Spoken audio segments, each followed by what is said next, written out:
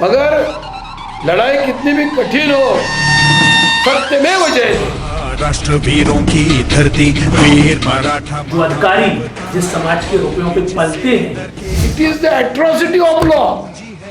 कानून का उपयोग करके एक महनीय व्यक्ति के ऊपर अत्याचार किया। शेर मराठा। आम पब्लिक को क्या लगता है, आम पब्लिक के मन में क्या विचार है आसाराम बापू के केस के बारे में, इसका थोड़ा सर्वे होना चाहिए।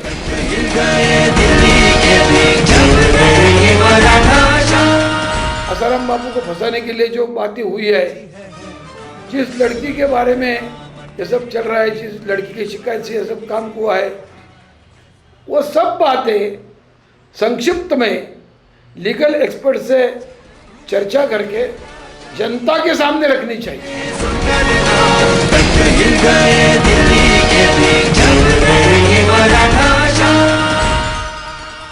आसाराम बापू को जेल में डालने के बाद भी उनका जो शिष्य परिवार है, भक्त परिवार है, पूरी श्रद्धा के साथ उनके कार्य में जुटा हुआ है। ये एक प्रमाण है सच्चाई का। मगर हिंदुस्तान में सत्ता परिवर्तन होने के बाद सब निर्णयों के बारे में पुनर्विचार हो जाएगा और आसाराम बापू जी की रिहाई हो जाएगी, ऐसा एक अनुमान था, ऐसी एक आशा थी। मगर वैसा अनुभव नहीं आया, इसका बहुत दुख है हमें। क्योंकि आज हिंदुत्व का जो वातावरण तैयार हुआ है, उस वातावरण तैयार करने के लिए 2014 के पहले जो काम चल रहा था, जागृति के लिए लोग झुंझ रहे थे, लोग बहुत बड़ी कड़ी मेहनत कर रहे थे, उसमें आसाराम बापू जी का नाम अग्रगण्य नाम है। और यदि बापू जी काम नहीं करते तो ये सत्ता परिवर्तन होना इतना संभव नहीं था। तो इतनी बात स्पष्ट है। तो हर एक भारतीय जनता पार्टी का जो कार्यकर्ता है या हिंदुत्व के लिए काम करने वाला कार्यकर्ता है, उसकी कृतज्ञता की भावना रहनी चाहिए। अभी क्या हो रहा है, संत आसाराम जी बापू प्रकरण में बहुत सारी प्रोसेस चली। कभी सुब्रमण्यम स्वामी है, कई बड़े बड़े वकील आए, तो कभी जो उनके निजी पैरोकार हैं उनके माध्यम से भी काफ़ी चीज़ें लगाई गई कोर्ट कचहरी में, या कहीं 19-20 हुई। क्योंकि जब कोई साजिश करता है तो कहीं ना कहीं पूरी प्लानिंग से करता है सामने वाला। तो काफ़ी चीज़ें ऐसी हुई कि इसकी 3 धाराएं निकल गई। अब बापू जी तो सज्जन पुरुष, संत का स्वभाव जैसा होता है वो जिस धारा में ले जाओ, लेकिन उन्होंने सामने बोल दिया कि हमने भाई ऐसा कुछ किया नहीं है। तो अब ऐसा लग रहा है, कभी कभी तो ऐसा लग रहा है, मैं आपके सामने एक पहलू रख रहा हूँ अपना, कि जो दस्तावेज संत आसाराम जी बापू के निकले, उन दस्तावेज को लेकर क्या तेजी से अब चिल्लाया जाए, क्या करना चाहिए? जनसंवाद होना चाहिए, जनसंवाद होना चाहिए जी। जो अपनी बात है, अपनी सच्चाई है, वो ये सोशल मीडिया का माध्यम है अपने पास। तो इसके माध्यम से समाज के जो निचला स्तर है वहाँ तक ये बात जानी चाहिए। आज तक क्या हुआ है कि एक लिमिटेड लोगों को इसका ज्ञान हुआ है। इसमें जो पुलिस की यंत्रणा काम करती है, इसमें कोर्ट में जो काम चलता है, इसमें जो विसंगतियां है, गलतियां है, या जानबूझकर आसाराम बापू को फंसाने के लिए जो बातें हुई है, जिस लड़की के बारे में ये सब चल रहा है, जिस लड़की की शिकायत से ये सब काम हुआ है, वो सब बातें संक्षिप्त में लीगल एक्सपर्ट से चर्चा करके जनता के सामने रखनी चाहिए। और ऐसे कोई साधु संत महानुभाव जो आपके साथ है, उनको लेकर ऐसा एक सभा होना चाहिए, उसका एक वीडियो प्रक्षेपण होगा, वो फेसबुक लाइव भी करो और वैसा वो सोशल मीडिया भी भेज दो। और उसके माध्यम से यदि सोशल मीडिया जागरूक हो गई, सोशल मीडिया में जो लोग पढ़ते हैं, जो लोग सुनते हैं, वो लोग अपनी रिएक्शन देते हैं।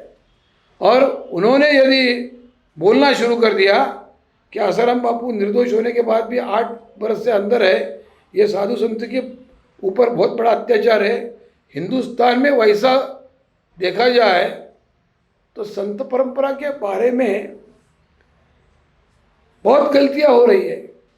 ये जो पालघर का हत्याकांड देखो, साधु को मारा गया मगर महाराष्ट्र गवर्नमेंट चुप रही। वो पालघर के पास एक तुंगारेश्वर पर्वत है, वह सदानंद महाराज है, उनका एक आश्रम है, वो आश्रम तोड़ा गया, आसाराम बापू को जेल में डाला गया। ऐसे साधु संतों की जो एक सम्मान रखने की ज़रूरत रहती है, वो सम्मान रखने की जिम्मेदारी ये शासनकर्ताओं ने नहीं निभाई है। जो अधिकारी जिस समाज के रुपयों पे पलते हैं, क्या इनका कर्तव्य नहीं होता है कि एक निर्दोष संत के ऊपर अत्याचार हो रहा है तो हम सीबीआई के तहत ये पूरी तमाम चीजें निकालें कि कौन गद्दार है? तो पुलिस को हुक्म कौन करता है? कुर्सी पर बैठने वाले लोग पुलिस को हुक्म देते हैं, और पुलिस के जांच से सच कभी सामने आया ऐसा नहीं हुआ है। जो सत्ताधारी लोग हैं उनको यदि अनुकूल बात है तो पुलिस बोलती है। तो सत्ताधारी लोग जो है वो जनमानस के आधार पर काम करते हैं। तो जनता में ये भावना फैलनी चाहिए, सच्चाई जनता के पास जानी चाहिए। कांची पीठ के शंकराचार्य थे जयेंद्र सरस्वती, उन्होंने पूरे हिंदुस्तान में सबसे बड़ा प्रवचनकार, ये लोगों को उपदेश करने में, लोगों को ज्ञान देने में, लोगों का प्रबोधन करने में सबसे अच्छा काम करने वाला साधु। इस दृष्टि से आसाराम जी बापू को ये नवी मुंबई में पुरस्कार दिया था। शंकराचार्य जिसको चुनते हैं वो आदमी को ये 8 बरस जेल में रखते हैं, ये बात एकदम विसंगत है। मगर जनता की साइकोलॉजी और आसाराम बापू के संपूर्ण प्रकरण में जो तथ्य है, सत्य है, ये लोगों को, ये बातों को अच्छी तरह से रखना चाहिए लोगों के सामने। अभी तक लोगों को क्या लगता है, इसका सर्वे करना चाहिए आपने। समाज में आम पब्लिक को क्या लगता है, आम पब्लिक के मन में क्या विचार है आसाराम बापू के केस के बारे में, इसका थोड़ा सर्वे होना चाहिए जी। और इसका सर्वे होने के बाद आपको ऐसा एक ध्यान में आएगा कि जनता के करीब जाने की जरूरत है। जनता के करीब जाकर बात करनी चाहिए, और जनता के करीब जाकर जनता को बोलना चाहिए कि ऐसी बात है, ऐसा सत्य है, ऐसा सबूत है, और इसके ऊपर भी निर्णय हो नहीं रहा है, तो शायद उससे रिजल्ट आ सकता है। और कितने बड़े बड़े बातें हैं कि सोशल मीडिया से सॉल्व हो गए हैं। सोशल मीडिया में एक बात गई और लोगों ने रिएक्शन देना शुरू हो गया, तो राजनीति के लोग जो है ना वो हैरान हो जाते हैं, उनको अपने डिसीजन बदलने पड़ते हैं, और वो लोगों को जो अनुकूल है ऐसा निर्णय लेने पर आते हैं, उस बात पर वो आते हैं। तो वैसा मैं आप लोगों को ऐसा सलाह दूंगा, आप लोगों को ऐसा बताऊंगा कि आप हिम्मत से काम करिए। आपके पास जो अपने गुरु के प्रति श्रद्धा है, आस्था है, इसके लिए मैं आपका अभिनंदन करता हूँ। आपने आज तक जो परिश्रम किया है इसलिए मैं आपको वंदन करता हूँ। मगर लड़ाई कितनी भी कठिन हो, सत्यमेव जयते, ये सत्य की गुंजाइश पूरे भारत में होने के लिए आपको और थोड़ी मेहनत करने की ज़रूरत होगी। तो ज़रूरत निभाने का आपका भी वादा रहना चाहिए, और ये जो धार्मिक जगत है उसके ऊपर कंसंट्रेशन करो। ये जो लोग खुद को फॉरवर्ड कहते हैं, सेकुलर कहते हैं, इनके ऊपर पूरा निगलेक्ट करो इनको। मगर जो हमारे पूरे हिंदुस्तान की 80% आबादी धार्मिक आधार पर जीवन अपना व्यतीत करती है, तो ऐसे जो हमारे देश के धर्म को मानने वाले लोग हैं, वो सब लोगों को ध्यान में रखते हुए उनको जैसा समझेगा, उनके दिमाग में जो बैठेगा, इस तरह से अत्यंत मॉडिफाइड स्वरूप में आपको आसाराम बापू की केस लोगों के सामने रखनी चाहिए। क्योंकि क्या है, अखबार वालों ने बहुत गलत बातें ली है, झूठी बातें लिखी है, और कभी कभी जब अखबार वाले आसाराम बापू का उल्लेख करते समय कोई एक सामान्य आदमी है वैसा उनका उल्लेख करते हैं, तो वो हमको बहुत पीड़ा लगती है मन को।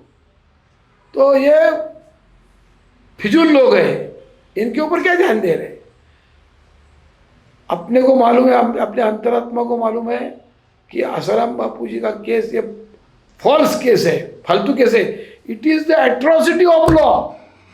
कानून का उपयोग करके एक महनीय व्यक्ति के ऊपर अत्याचार किया है, एट्रोसिटी ऑफ लॉ। तो आप ये कानून किस लिए लगाया जाता है और असल में क्या हुआ है, ऐसे दोनों बातें तथ्यों के साथ लोगों के सामने रखिए। समाज में परमेश्वर है, समाज में जो परमेश्वर है ना, वो न्याय करेगा, और तब सच्चाई की गुंजाइश पूरे भारतवर्ष में होगी। मगर जब सच्चाई की गुंजाइश होगी, तब जिन लोगों ने विधानसभा में बोला है कि हम कड़ी नज़र से देख रहे हैं वगैरह, वो लोग कुर्सी पर रहेंगे या नहीं ये हम नहीं जानते, मगर वो रहेंगे भी तो वो उनकी नज़र नीचे जाएगी, कड़ी नज़र नहीं रहेगी, ऐसा मुझे लगता है। बहुत धन्यवाद। जय श्री राम। जय श्री राम। मुकुट कुंडल तिलक